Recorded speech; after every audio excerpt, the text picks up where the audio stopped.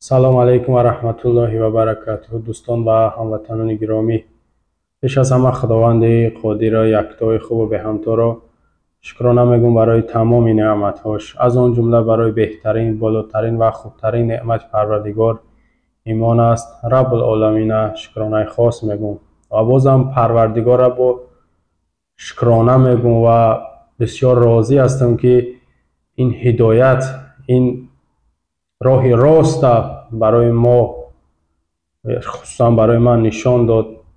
یعنی هدایت یافتیم و بهترین دین، بهترین کتاب که قرآن است پیرویش میکنیم، قبولش داریم و انشالله که تا جایی که میتونیم با این کتاب عظیم الشان، با این کتاب پاک، با این کتاب بسیار مقدس پیروی کنیم، با سخنهایی که پروردگار در این کتاب گفته است اطاعت کنیم و الله تعالی را خواهش زاره میکنم، بازم تکرارم شود که این کتاب از من دور نگردونه. در زندگی من همین کتاب و در وقت مرگ من همین کتاب باشد و در عالم برزخ که قبر است و در روز محشرم این کتاب برای من یک دوست و یک شافی باشد. زیرا کتاب قرآن که در پیش ما است را رحمت میبینین. در دنیا اگر بگم 95% انسان های روی دنیا همین کتاب میشناسند به طور ظاهری، به طور ظاهری گارانتی است، یعنی 100% به طور ظاهری ایرا میشناسین. 95%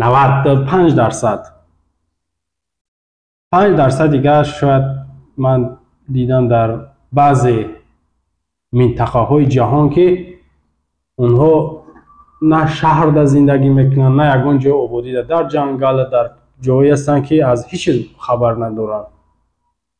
یا که کره شمالی که حکومتش خبر داره از دنیا چه حادثه ها چه گپ میگذره و مردمش منقورت کرده است که خبر ندارن. برای همین من 95% میگم که قرآن یعنی به طور ظاهری میشناسن عالمی، بگیم دنیا، انسان های روی دنیا، و از اینا با نفرای هستن که قرآن میخوانن.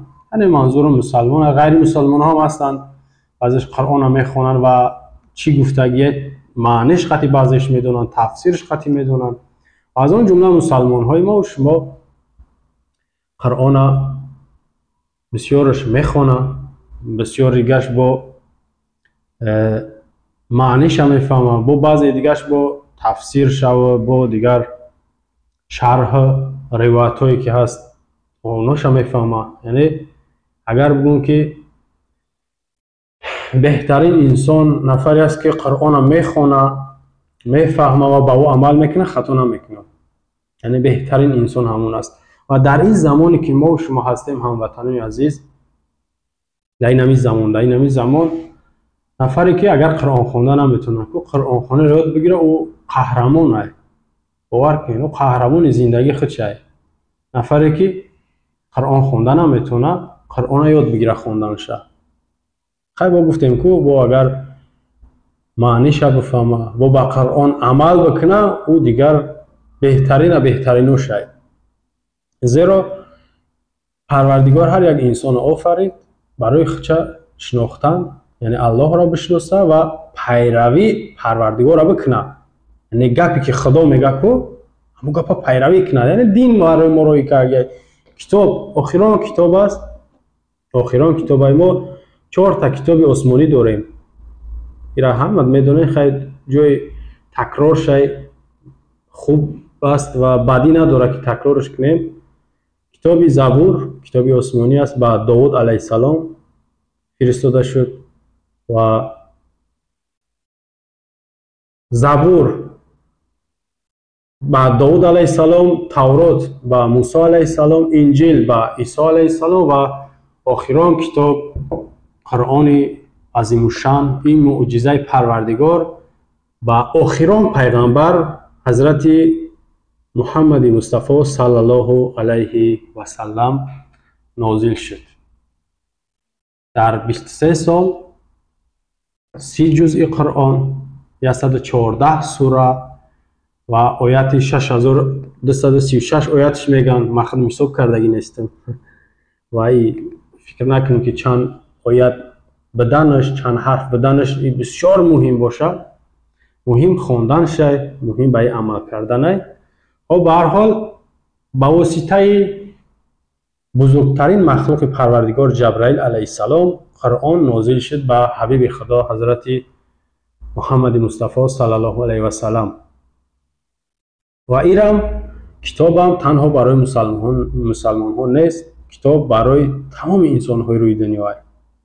یعنی مخصوص برای مسلمان ها نیست، زیرا پروردگار در این کتاب چندین جاش در میگه که کتاب برای تمام انسان ها روی دنیا است. خطاب قرآن در چند جاش برای تمام انسان ها، در بعضی جا قرآن خطاب تنها برای پیامبر، در بعضی جاش تنها برای مسلمان ها. اما در عموم کتابی است که هدایت، راهنما برای تمام انسان ها روی دنیا و میدانید شما هموطنان عزیز که تمام علم هایی که امروز یا پیشروی هایی که هستند همش سرچشمش میره و یا که ریشش میره به همه قرآن میرسه. و تمام علم ها در گذشته هم در پیش قرآن عاجزند، ضعیفند. پروردگار مثال هم میاره که اگر نفرایی که قرآن قبول ندارید و ایرا میگن سخن بنده های، سخن کدام شاعر یا که نمیدونم کدام جادوگر، شما یک مثالی بیارین که یا یک سخنی بگین که با همچون آیت باشه. نمیتونین تمام انسان ها جمع بشوند رنگ یک آیت واری سخن کرده یا که آورده نمیتونن به طور مثال. یعنی چی؟ این معجزه پروردگار، این کتاب الله تا قیامت، البته پیش از وقوع قیامت همون حادثه های کلان قیامت کتاب از بین می رود، برداشته می شود. اما 1400 سال است که کتاب نفوذ کلان داره، رفت یا که بردوام نفوذش بیشتر می شود. نفوذ کلان داره. ببینید 1400 سال حالی هم کتاب تغییر نیفته. در این تغییر الهه دیگر نمی شود. در سرقانون باشه یا دیگر کتاب ها باشه می شود تغییر الهه ها بیارید. اما در این کتاب با نفوذ، در این کتاب مشهور، در این کتاب پاک و این سخن پروردگار دیگر تغییر الهه ها نمیاد و ممکن هم نیست و دست هیچ بنده هم در این نیست که دستخطی کسی باشد، سخن کسی در اینجا یعنی اضافه کرده شده باشد.